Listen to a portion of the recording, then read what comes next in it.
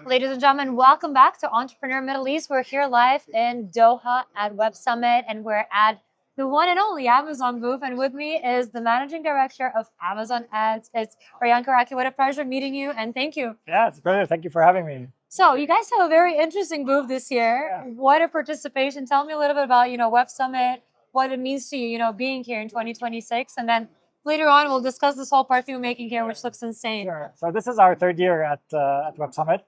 I think it started from our willingness to invest in the digital infrastructure of the region. I think Qatar plays a big role in that. So we figured, why not be present? Why not tell people about our technology? Of course. And of course, talk about ads on our product. Of So course. yeah, super happy to be Awesome, here. awesome. Yeah. So when we talk about, international expansion, which is actually what you're specialized in, right, as a managing director. What sort of things do you actually do in Amazon? Then tell us, walk us through those steps. What does it mean to you? Right.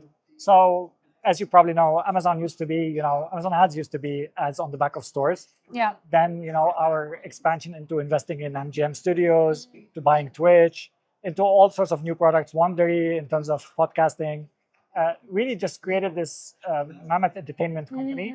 And I think, like everyone else, ads is a bit more nascent for us, but it's more about educating customers on how they can utilize us.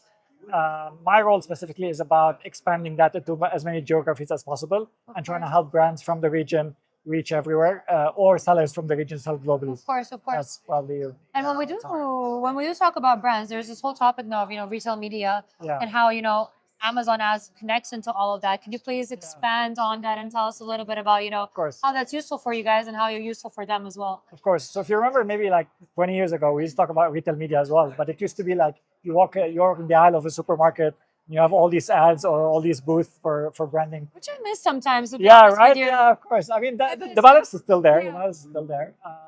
I think retail media now has evolved to kind of, any media that is being informed by retail data is retail media. Right. So in fact, we predict that by 2030, all media will be retail media, simply because the signals that we get from consumers are becoming more and more sophisticated, and our ability to analyze it and action on it has really grown tremendously with all the technology, course. that we've seen in the past few years. And with all the technology, Yeah. AI, Yeah. huge word. Tell me, how is AI incorporated into all of this? Into advertising in general, I mean, it's huge. Right. So I think first of all, we have to define that AI is not a new thing, right? AI has been around for the past 50 years Yes. or so. I Which think barely people know, by the way, because they just think, okay, it's the whole ChatGPT era that came to be 2 years ago. yeah, But AI has been there very much. yeah, and that makes sense because actually, if you look at the way customers interact with technology, right?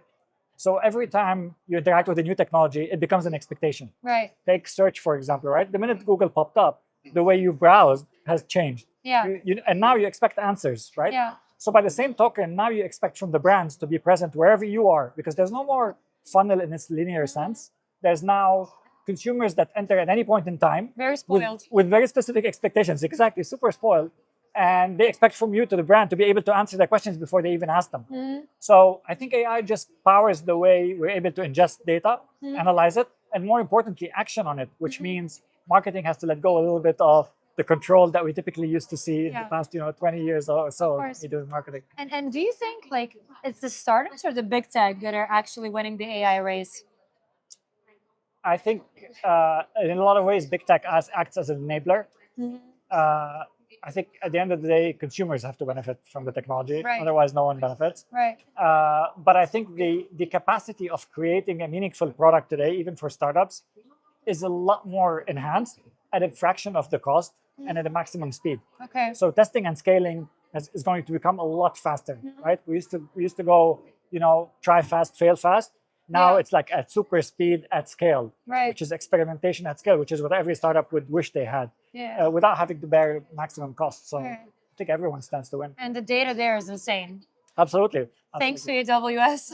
Well, We can all survive. there's plenty of players in the space, but yeah, AWS is one of them. We gotta merge that in. Yeah, our slide entire it in. activation is based on AWS, so I think Perfect. And I have to ask you that $1 billion question. Obviously, do you think AI eventually will create more jobs than it eliminates? What do you think is the most important thing, in this whole? I'm not going to allow topic? myself to predict the future, but from everything I've seen. So first of all, the last 20 years, technology has evolved in a super fast way, and I think with every technological investment, we've seen a lot of new opportunities come up and new types of businesses. Yeah. So there will be jobs that we've never heard of before, Yeah. right? Of course, with that, it's evolution, right? So there will be jobs that disappear, but I think the opportunity is a lot bigger. Right. And of course, it depends who you ask in Yeah. the space. And like education is so important as well. I feel like we need to educate the people well, because the less you know, the more you fear something, right? I mean, don't get me started on the education system. I'm not going to comment about that, but it's been the same books for the past 30 years, and Yeah. that's scary. Yeah, 100%, 100%. Now tell me, what is this little thing you have going on here with the perfume creation? When I say Amazon, I mean, this is not really something that Right. you think about. So explain, what is this process that's Yeah. happening here? I don't think this is specifically about Amazon. I think, look, this is powered by Amazon technology. Mhm. I think the idea is that technology can still be personal and can still fit into the culture. So the entire thing about scents and us within our culture as Arabs, scent is a very important thing. It's basically building your own perfume based on your personality and personality traits. Okay. So we ask you a series of questions, and then it kind of on the spot builds 3 different scents for you. Now, the beauty of this is, historically, if you want to buy perfume, there's like one brand for every, million people maybe. Yeah. Now you have about 500 billion permutations for every individual, right? Wow. So, and I think the point here is that if perfume can be that personalized, why can't marketing and advertising and messaging, right? I'm sure there was a deeper meaning to this. I think Yes. that's the Yeah. idea, and I think it doesn't mean when we go with technology that we give up culture and what matters to us as individuals. If anything, we're able to enhance it in a much bigger way. Amazing. Did you do yours? Not yet, but I'm waiting for everyone to get a chance. I see, and then yeah, I'll- the line and then I will is do here. mine, It's yeah. incredible. Yeah. So tell me, next year, I assume asking you the next, decade or 5 years is too far away. But in the next year, what would kind of be your vision and your goals, as the managing director at Amazon Ads? What would you like to achieve? Yeah, I think as Amazon in general, we have a principle called customer obsession. Okay. And I think it's all about convenience, speed, and making sure our customers from a marketing standpoint are actually getting the product they need to scale their business, but also to serve their customers better. I think that's the obsession of every Amazonian within the Right. team. Beautiful. All right. Now for the last question, I'm going to give you the mic. All right. You're going to pick one of the 3 questions and basically answer it. Okay. Read it out loud to our public. All right, perfect. I'll pick the middle one. How do you make decisions when you don't have all the answers? Okay, that's a good one. Leadership question. Yeah. Tell us. How do I make decisions when I don't have to? Look, I think maybe I'll scale back a little bit. I think one of the things that I've always, liked about myself, one of the few things that I've liked myself, is my intuition, right? Okay. And my intuition is informed with a lot of experiences. I just don't consciously know that it's informed with a lot of experiences, It's right? the gut feeling. So everything that I've been through, all the data that I've corrected throughout my life, are actually driving my decisioning, right? And I think there's a very important thing, which is I tend to speak to the juniors on my team because the juniors on my team tend to know a lot more than I do. And by surrounding yourself with people who know more than you do, you end up making the right decision. Right. That's And never be the smartest person in the room Of as well. course.